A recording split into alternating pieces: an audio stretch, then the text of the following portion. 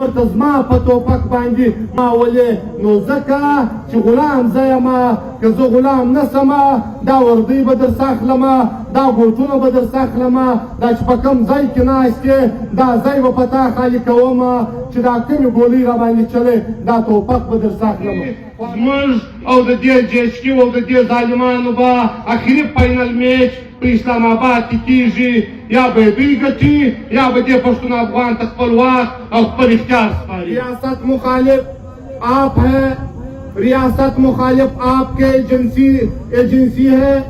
ریاست مخالف آپ کے SI اور IMI ہے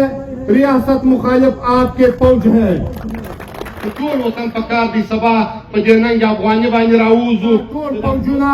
ستا ټول ادارې د پښتون افغان په خاوره باندې ظلمونه کړي وو قتلونه یې کړي وو اغواوې یې کړي وې دهشتګردي یې کړې وله نو بیا ته ریاست مخالف یې بیا نو ځه د پښتون افغان خاوره پرېږده موږ دا فیصله وکړو دا عهد او واده وکړو چې موږ سره یو کېږو موږ یو خپلواک قوم جوړېږو موږ یو منظم اتحاد جوړېږو نو بیا هغه ورځ لرې نه ده چې موږ به د دنیا د قانونو سره سیال ژوند وکړو یقینا خبرې ډېرې خبرې وشوې خو زه دا یوه خبره DC ته کوم چې پرون دته سټیټمنټ راغلی وو هغه ما ولیدي د په دې کې لیکلي وو چې د پرلط پر سټیج باندې ریاست مخالف تنظیم ته موږ هیڅکله اجازت نه ورکوو چې هغه دې دلته وغږېږي DC صاحب मैं आपको एक बात बताना चाहता हूँ चैलेंज से कि जो बात आपने कल स्टेटमेंट में कही है तजमा अवल तकरीर दी उर्दू कौम ज़िक्र दा उर्दू जिब से नफरत कीजिए पटोल उम्र में दा अवल तकरीर दी सिर्फ उदत बदा ये मौका दे उदत दा खबर मुझ पर चैलेंज सर हो कि कल आपने एक स्टेटमेंट जारी किया था कि जो परलट के स्टेज पे रियासत मुखालिफ बात जो करते हैं हम उनके खिलाफ कार्रवाई करते हैं एक बात आप सुन ले रियासत मुखालिफ आप है रियासत मुखालिफ आपके एजेंसी है रियासत मुखालिफ आपके SI और IMI है रियासत मुखालिफ आपके फौज है ये बात हम पश्तून तापुज मूवमेंट के प्लेटफॉर्म से चैलेंज से करते हैं कि आप दुनिया के सामने आके बैठ जाए कि आप रियासत मुखालिफ है या ये मजलूम आवाम या ये मुंतजमीन रियासत मुखालिफ है अगर आप ये बात करते हैं कि ये लोग रियासत मुखालिफ है हम ये बात वाज़ेह करते हैं कि हाँ हम अपने हकूक़ के लिए रियासत मुखालिफ है और जब तक हम रियासत मुखालिफ ये एजेंडा पर रहेंगे जब तक आप इस मजलूम आवाम के हकूक नहीं देंगे DC साहब दा खबर सपा कहूँ दा खबरी कहे दलता रियासत मुखालिफ खलाक जनी रकम चागा द मजलूम काम खबर की खुदा खबर मुझ सपा कहूँ मुझ प्रार प्लेटफॉर्म करे दा मुझ रियासत मुखालिफ नहीं हूँ د خپل حق د پاره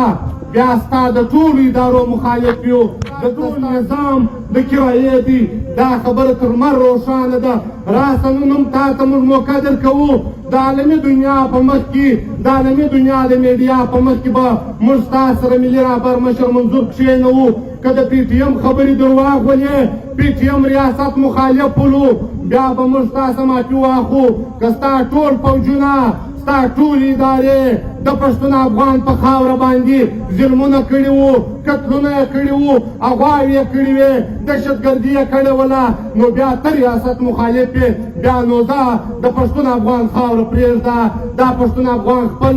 روزګار او خپل ژوند ته پرېږده بله خبره دلته ټول سرکاري ځایونه دا زموږ او ستاسو په خاوره جوړ سوي دي د ده ټوپک د ده وردۍ د ده تنخواه دا زما ستا په ټکس باندې جوړیږي او دته زما ستا په ټکس باندې تنخواه ورکوو د ده ځایونه زما ستا په ټکس باندې رانیوله کېږي بیا پر هغه باندې ملبه جوړیږي خو دا خبره د د غلامۍ یو بله نقشه ده چې دا زما ټوپک، دا زما وردی، دا زما په خرچه،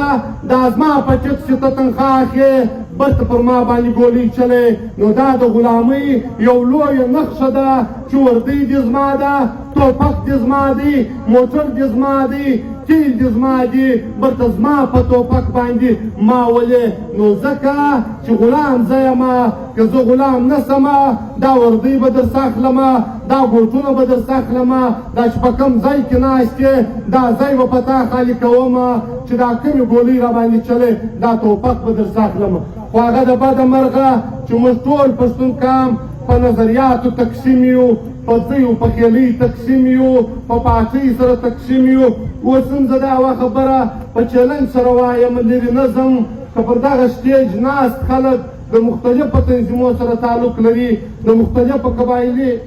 شاخو سره تعلق لري، که دغه ناست خلک او دا مجموعه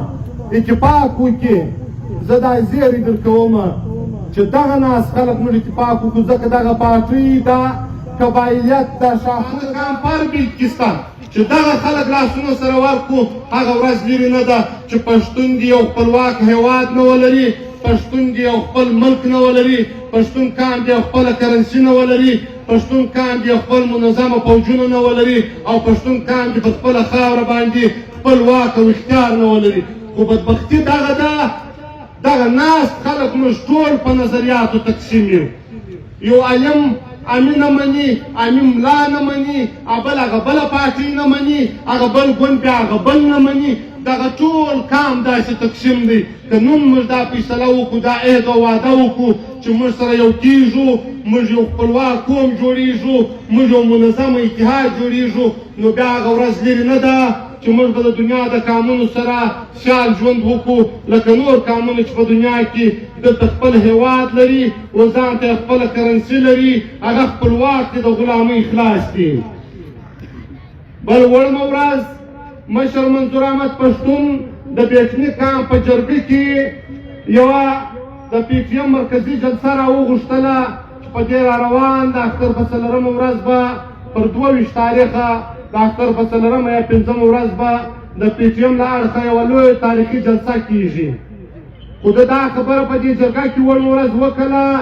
چې تاسو د دې دپاره سپورټونه وکړئ، ورزش وکړئ. د دې رزمک په جلسه کې به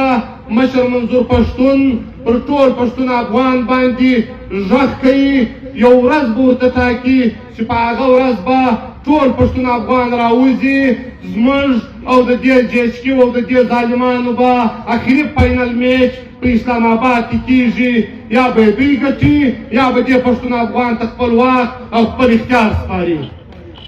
زه خپل تقریر ختم کومه، ځکه سبا احتجاج هم دی. ټولو ملګرو وطنۍ ته بلنه درکړه، پکار دی چې هر ځوان، هر ملګری، هر تنظیم، هر څوک په دې کې پوره ګډون وکړي او ورسره نور خلک هم د احتجاج ته راولي چې موږ دې دنیا ته